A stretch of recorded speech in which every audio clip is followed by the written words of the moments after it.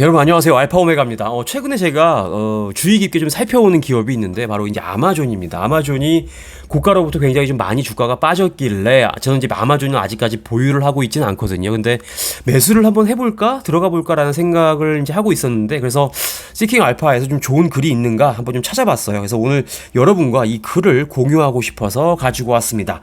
일단은 이 글을 보면요. 아마존 나소 프라임이다. 이게 아마존의 프라임 서비스 있잖아요. 근데 이걸 따가지고 야 전혀 우등 뭐 약간 좀 우수하지 않아 팔아 라고 하면서 일단은 매도 의견을 주고 있습니다. 일단 왜 이 사람이 아마존을 매도하라고 하는지 그 이유를 한번 살펴보겠습니다. 일단은 서머리 먼저 보면요. 아마존이 현재 49%가 빠졌다라고 이제 얘기를 하고 있습니다. 그래서 지금 이 필자는 우리는 지금 투자자들로 하여금 엑시트라 이 주식 팔고 빨리 나가라라고 이제 얘기를 한다고 합니다. 자, 그래서 우리 지금 아마존이 현재 지금 몇 개월 동안 굉장히 어려운 시기를 보내고 있다라고 얘기를 하죠. 그래서 reorganizing cost structure, 그러니까 비용을 이제 삭감을 하고 있다. 비용 들어가는 구조를 이제 개편하고 있다라고 얘기를 하고 있고요. 그 다음에 매크로 이코노믹에 좀 대응을 하기 위해서 약간 지금 경제가 안 좋죠. 그거에 대응하기 위해서 지금 열심히 노력을 하고 있는데 어쨌든 아마존 지금 상황 안 좋다라고 이제 얘기를 하고 있습니다.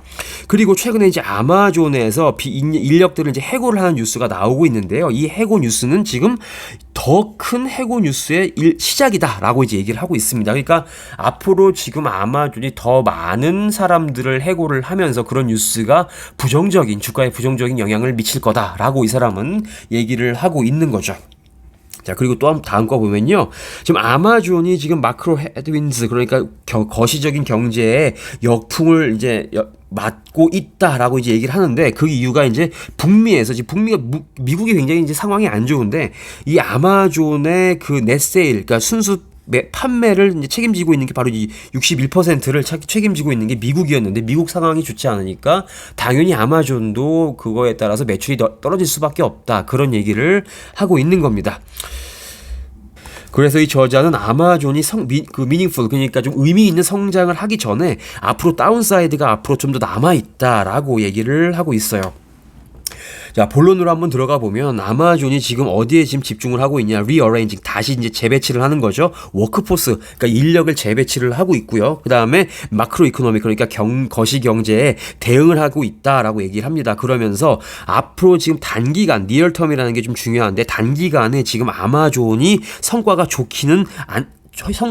좋게 나오기는 좀 힘들어 보인다라고 이제 얘기를 하고 있어요. 그래서 아마존의 3분기 실적을 봤을 때 넷인컴이 무려 전년 동기 대비 57%가 빠지면서 주가가 25%가량 이제 빠진 일이 있었습니다. 그런데 이 저자는 이거 좀 아니다, 더 빠질 거다라고 이제 얘기를 하고 있죠. 근데 그럼에도 불구하고 지금 단기간은 좋지 않지만 우리가 지금 보는 견해는 장기적으로 아마존은 굉장히 괜찮다라고 얘기를 합니다. 왜냐하면 특히 아마존 웹 서비스가 아직 이 시장에서 리더십의 그런 위치를 차지하고 유지하고 있기 때문이다라고 얘기를 합니다. 그렇지만 지금 단기적으로는 앞으로 이제 몇 개월 동안은 굉장히 회사가 힘든 시기를 보낼 것이다라고 하는 게 일단 이 사람의 의견입니다.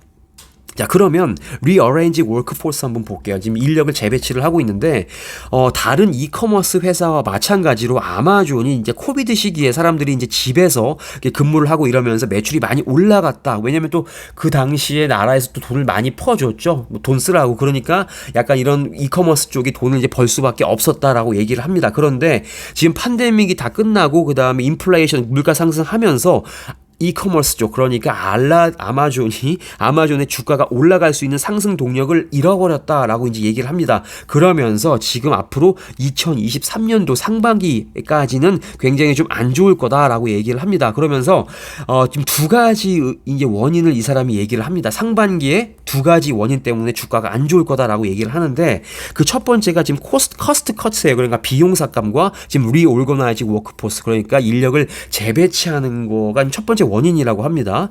자, 팬데믹 기간에 지금 아마존이 오버 익스펜디드를 했대요. 그러니까 지금 팬데믹 기간에 얘네들을 지금 아마존의 지금 매출이 올라가고 수요가 갑자기 급증을 하니까 이 매니지먼트들이 지금 사람을 엄청나게 많이 뽑았다라고 이제 얘기를 합니다. 그런데 어떻게 됐죠? 올라가다가 지금 경기가 지금 굉장히 안 좋았죠. 빠졌죠. 그래서 결국 11월 달에 회사가 무엇을 발표했냐, 우리 10,000명을 자를 거예요 라고 얘기를 했는데 결국 2023년도 들면서 10,000명이 아니라 18,000명을 해고를 했죠. 그러니까 지금 보면은 굉장히 지금 아마존의 상황이 안 좋다라는 걸 이제 보여주는 것이고, 이 사람은 지금 뭐라고 하냐면 아마존이 앞으로 단기간에 앞으로 더 이게 지금 그 인력 해고라는 그런 뉴스가 더 많이 발생을 할 것이다, 나올 것이다 라고 이제 얘기를 하고 있습니다. 이렇게 인력을 재배치하는 뉴스가 앞으로 더 나올 거다, 이게 지금 주가에 안 좋은 영향을 가져올 것이다 라고 얘기를 합니다. 자, 제가 블룸버그를 지금 이게 유료잖아요. 근데 이걸 제가 좀 비싸서 구독을 하고 있지는 않지만 어쨌든 블룸버그에서 이런 뉴스가 나왔었어요. 여기 보시면 아마존이 워크포스 인력을 거의 75%나 코로나 기간에 증원을 했었고 더 증원을 할 예정이었다라고, 이게 아마 2021년도 뉴스 같은데, 그러니까 지금 이거 75%만 봐도 엄청나게 많은 사람을 추가로 고용을 했다라는 걸 알 수가 있겠죠. 근데 지금 요번에 18,000명이 지금 해고가 됐고 앞으로 더 많이 해고가 될 거다라고 이 사람은 예상을 하고 있는 겁니다. 자, 그래서 지금 이 아마존이 팬데믹 기간에 지금 수요를 따라잡기 위해서 굉장히 많은 인력들을 뽑았는데 지금 어떻게 됐다, 예상한 것보다 지금 수요가 굉장히 약해지기 때문에 아마존에서 인력들을 다시 감축하고 있다, 비용을 줄이고 있다, 사람들을 자르고 있다라는 겁니다. 그래서 이 첫 번째 이유가 지금 아마존의 단기간 주가가 내려갈 수 있는 그 첫 번째 이유고요. 두 번째는 뭐 많은 회사들, 대부분 회사들이 공통적으로 겪고 있는 이 매크로 이코노믹 헤드윈즈입니다. 그러니까 경기가 안 좋기 때문에 또 아마존의 주가도 내려갈 거다라고 이제 얘기를 하고 있습니다. 자, 그래서 이거를 결과적으로 요약을 좀 해보자면 2023년도 상반기 동안에 그 아마존을 사용하는 그런 고객들의 구매력, 그렇죠.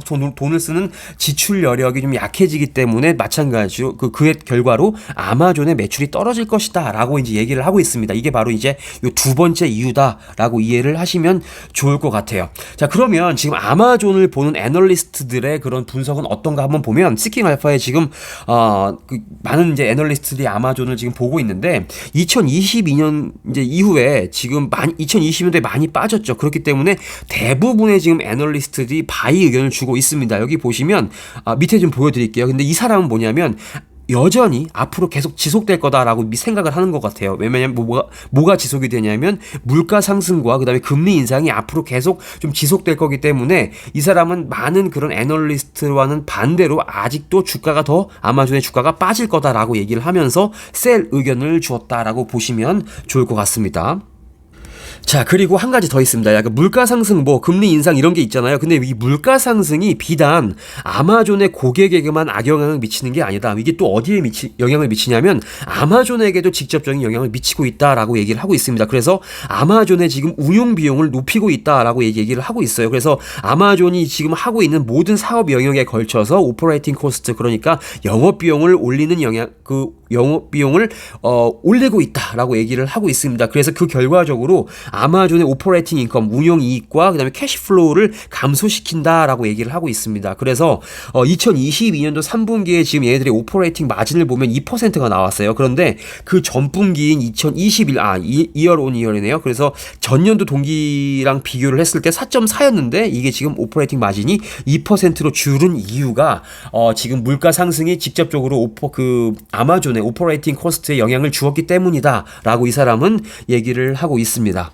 그래서 이 저자는 지금 2023년도 상반기가 굉장히 좀 중요한 시기다라고 얘기를 합니다. 그래서 아마존이 이런 인력 개편, 그리고 마크로 이코노미, 그러니까 경기에 대응하기 위한 그런 조치를 잘 해야 된다라고 이제 생각을 하고 있다라고 합니다. 그리고 지금 이 저자는 아마존을 봤을 때 롱텀은 당연히 좋다, 하지만 단기간으로는 좋지 않다라는 거 다시 한번 얘기를 하고 있어요. 그래서 아마존이 아직까지 지금 이커머스의 가장 큰 지금 시장을 유지를 하고 있고요. 그다음에 시장 점유율이 무려 37.8%에 해당한다라고 얘기를 하고 있고, 게다가 이제 아마존의 웹 서비스 역시 지금 클라우드 시장에서 마켓 리더다라고 얘기를 하고 있습니다. 그래서 그것과 경쟁하는 것은 마이크로소프트의 애저가 있고 알파벳의 구글 클라우드가 있는데, 어쨌든 여전히 아마존 웹 서비스가 클라우드 쪽에서는 넘버1이다라고 얘기를 하고 있습니다. 그래서 일단 여기 초록색으로 제가 표시를 했는데 요게 이 글의 결론이다라고도 생각을 할 수가 있을 것 같습니다. 뭐냐면 우리가 지금 이 아마존을 좋지 않게 좋게 보는 이유가 이 아마존의 펀더멘탈이 나쁘기 때문에 그런 건 아니다. 그러니까 아마존의 펀더멘탈은 여전히 좋다라는 거죠. 현금도 많고 능력도 괜찮은데 우리가 생각하는 거는 뭐냐면 단기간에 지금 이렇게 안 좋은 주변 상황이 안 좋기 때문에 주가가 떨어질 것이다. 그래서 우리가 셀을 준 거지 장기적으로 봤을 땐 이 아마존도 바이 의견이다라는 거를 기억을 하시면 좋을 것 같습니다. 자, 그리고 아마존 웹 서비스 얘기를 다시 한번 하고 있는데요. 아마존 웹 서비스가 앞으로 향후 굉장히 돈을 많이 벌 거라고 해서 지금의 경기 상황을 상쇄할 수는 없을 것이다 라고 이제 얘기를 하고 있습니다. 이 저자가 9월 중반까지만 해도 아마존에 대해서 바이 레이팅을 준 이유가 뭐냐면 아마존 웹 서비스가의 그 전망이 굉장히 좋았기 때문인데 지금은 이거를 셀을 얘기를 하고 있죠. 자, 그래서 이 저자는 아마존 웹 서비스가 지금 장기적으로 봤을 때 아마존의 그런 성장을 견인하는 가장 큰 이유가 될 것이다 라고 얘기를 하고 있는데 하지만 단기적으로는 이런 지금 안 좋은 분위기를 상쇄할 수는 없다 라고 얘기를 하면서 단기간에 안 좋다 라고 얘기를 하는 거 이렇게 다시 얘기를 하고 있습니다.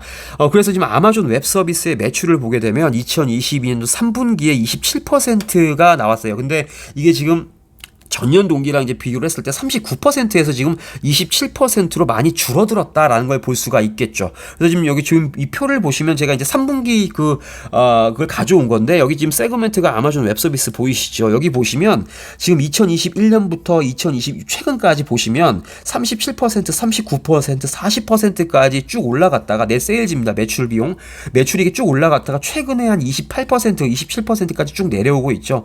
그런데 이제 단기적으로 일단 결국에는 아마존 웹 서비스가 이렇게 이런 지금 아마존이 돈을 못 버는 것을 좀 커버해 줄 수 없다, 힘들다. 하지만 장기적으로 봤을 때 아마존을 끌고 갈 세그멘트는 아마존 웹 서비스다라고 이제 얘기를 하고 있다. 기억을 하시면 좋을 것 같습니다. 자, 이거 넘어가 볼게요. 자, 그래서 지금 시장에서는 월스트리트를 어떻게 보고 있는지 한번 잠깐 좀 보겠습니다. 지금 월스트리트의 아마존에 대한 의견은 바이 의견을 주고 있습니다. 왜냐면 52명의 지금 애널리스트가 얘기를 하고 있는데 보시면 48명이 바이 의견, 그다음에 단 한 명이 셀, 그다음에 3명이 홀드 의견을 주고 있다고 합니다. 그래서 대부분 대략적으로 월스트리트는 지금 분위기가 굉장히 좋다. 왜냐면 여전히 아마존이 이커머스의 지금 넘버원이고 클라우드 컴퓨팅 쪽도 넘버원이기 때문에 주가가 많이 빠진 것을 지금 감안하고 월스트리트 시장에서는 야, 이거 매수해라. 대부분의 그런 애널리스트들이 그렇게 얘기를 하고 있다라는 겁니다. 그러면서 목표 주가는 138달러를 이야기하고 있다고 합니다. 근데 요거는 전적으로 믿으면 안 되고 여러분이 판단을 하셔야 된다는 거 다시 한번 말씀을 좀 드릴게요. 자, 그래서 이거 결론입니다. 그래서 지금 이제 이 저자는 뭐라고 얘기하냐면 아마존의 future looks bright하대요. 그러니까 장기적으로 봤을 때 전망이 굉장히 좋다. 하지만 지금 이 아마존의 주식을 사는 것은 뭐와 같다?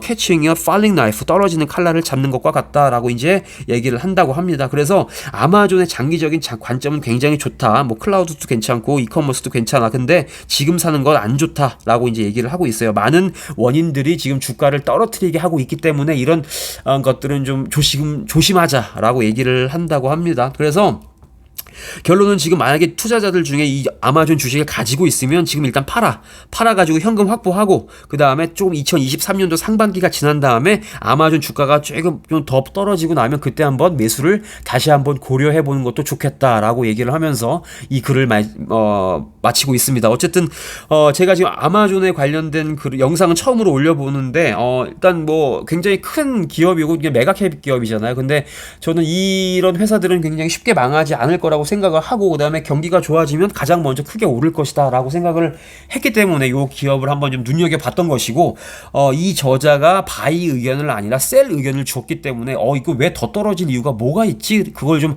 알아보고 싶어서 한번 정리를 해봤습니다. 어쨌든 단기간으로는 지금 아마존이 떨어질 것 같다라고 얘기를 하고 있고 장기적으로 봤을 땐 굉장히 좋다라고 하는 게 이 글의 핵심이겠네요. 일단 오늘 영상은 이 정도로 마치고 뭐 궁금하신 게 있으시면 댓글 달아주시면 감사하겠습니다. 저는 더 좋은 영상으로 찾아오도록 하겠습니다. 안녕히 계세요.